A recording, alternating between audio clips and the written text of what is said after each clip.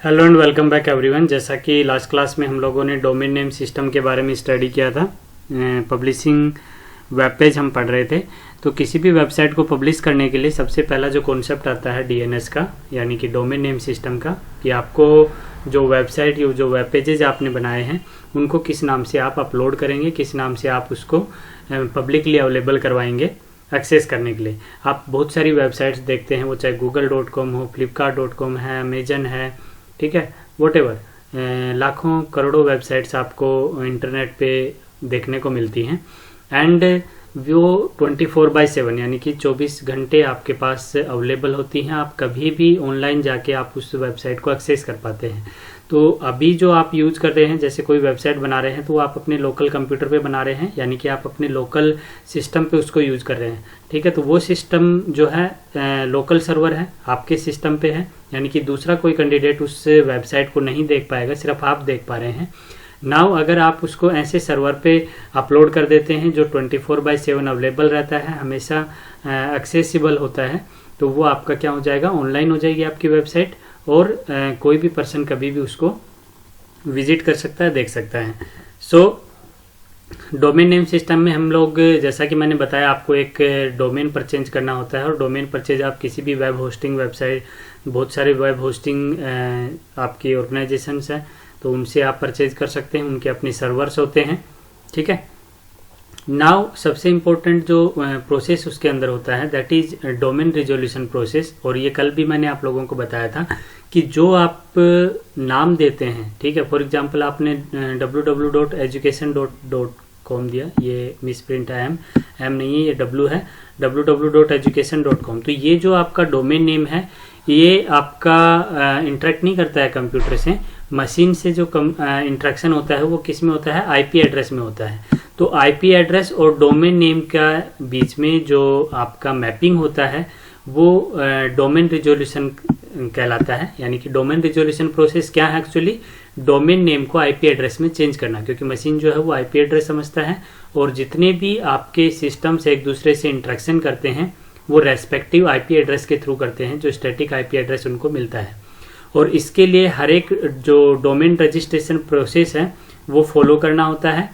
Now जो important factor है इसके अंदर वो ये है कि जो प्रोसेस है, ठीक है, वो अगर आप टेक्निकल पर्सन नहीं हैं तो भी डोंट वरी, ये आपके लिए बहुत ज़्यादा इतना कॉम्प्लिकेटेड नहीं है, क्योंकि सिर्फ आपको करना क्या होता है, जैसे बाकी चीज़ें परचेज करते हैं उसी तरीके से आपको एक वेब स्पेस परचेज करने के सिर्फ आपकी फाइलों को वहाँ पे अपलोड करना होता है, और वो पब्लिकली ऑनलाइन अवेलेबल हो जाती है, ठीक है। इसका एग्जाम्पल भी हम देखेंगे, बना के एक बार कोशिश करेंगे कि आपको दिखाएं, सच दैट आपको और अच्छे से क्लियर हो जाए, ठीक है। तो जो डोमेन नेम सिस्टम की जो मैं बात कर रहा हूँ, वो डोमेन नेम सिस्टम जो है वो एक्चुअली जो डोमेन रिजोल्यूशन है, यानी कि जो top level domain, TLD MCQ का क्वेश्चन बन जाता है किसी भी रूट सर्वर के अंदर, यानी कि एक जो टॉप लेवल डोमेन होता है उसके अंदर बहुत सारे डोमेन्स अवेलेबल होते हैं। तो जो अवेलेबल डोमेन है वो स्पेस आपको दे दिया जाता है, और उसका आईपी एड्रेस असाइन हो जाता है, जो नाम आप देते हैं, ठीक है। वो नाम कुछ भी हो सकता है, और लेकिन कभी भी आप ऑनलाइन देखेंगे एक जैसे दो वेबसाइट्स कभी नहीं मिलेंगी आपको। जैसे आपकी जीमेल आईडी किसी दूसरे की नहीं हो सकती, इन ए सिमिलर मैनर जो वेबसाइट या वेब एड्रेस आपने ऑक्यूपाई कर लिया है, जो डोमेन नेम ऑक्यूपाई कर लिया है, वो किसी दूसरे पर्सन को असाइन नहीं होता है। इस चीज़ का ध्यान रखते हैं। और ये सारा जो है एक डेटाबेस में आपका स्टोर रहता है, उस डेटाबेस में मैचिंग के बाद ही आपको कोई डोमेन नेम जो है वो प्रोवाइड किया जाता है, ठीक है। तो इसको ऐसे भी समझ सकते हैं, जो डोमेन रजिस्ट्रेशन प्रोसेस है उसमें आपको एक डोमेन रजिस्ट्रार होता है, यानी कि जो भी वेबसाइट्स आपको डोमेन होस्टिंग करती हैं, वेब होस्टिंग सर्विस प्रोवाइड करती हैं, वो सारी डोमेन रजिस्टर के अंदर आती हैं, और वो आपको जो है अपने डेटाबेस में से, ठीक है, आपको एक स्पेस प्रोवाइड करती हैं, और उसका स्टैटिक आईपी एड्रेस आपको स्पेसिफिक जो आईपी एड्रेस आपके वो रेस्पेक्टिव आईपी एड्रेस आपको अलॉट हो जाता है, और जो उसको आप नाम देते हैं उस नाम से फिर वो हाई लेवल लैंग्वेज में, यानी कि जो ह्यूमन रीडेबल फॉर्मेट है उसमें वो आपको नज़र आता है, ठीक है। तो जो आईपी एड्रेस है 192.168.1.1 इस तरीके का ना होके ये आपके लिए टिपिकल हो जाता है याद करना। तो आप जो नाम देते हैं अपनी वेबसाइट का वो सिंपल लैंग्वेज में देते हैं, और उसका भी वो फॉर्मेट आपको फॉलो करना पड़ता है वेबसाइट का, ऑनलाइन का, कि आपको www.डोमेन का नाम जो आपने चूज किया है, डॉट किस तरीके की वेबसाइट है वो, डोमेन का टाइप कमर्शियल है, एजुकेशनल है, ऑर्गेनाइजेशनल है, ठीक है, वो आप मेंटेन करते हैं, ठीक है। वन मोर थिंग कि जो प्रोसेस आप फॉलो करते हैं वो प्रोसेस मैं आपको बता देता हूं, और इसको ज़्यादा मैं ये कहूँगा कि इतना ज़्यादा हार्डन नहीं होता है जितना आप प्रोसेस को यहाँ पे देखेंगे, क्योंकि जो ऑनलाइन परचेजिंग होती है उसमें बिल्कुल वैसा ही होता है जैसे बाकी चीज़ें हम लोग ऑनलाइन परचेज करते हैं, वैसे हम लोग स्पेस प्रोवाइड जो हमें वेबसाइट अपलोड करने के लिए है वो परचेज करते हैं।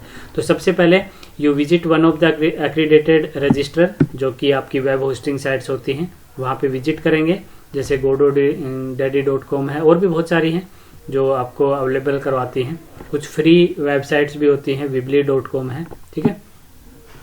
You use the register site to check, जो डोमेन आपको चाहिए वो वहाँ पे जाके आप चेक करेंगे कि वो अनक्लेम्ड है या नहीं है। अगर आपने जो वेबसाइट का अपनी नाम देना चाहते हैं वो पहले से किसी दूसरी वेबसाइट के पास है तो वो नाम आप नहीं रख सकते, आपको नाम जो है वो चेंज करना पड़ेगा, ठीक है।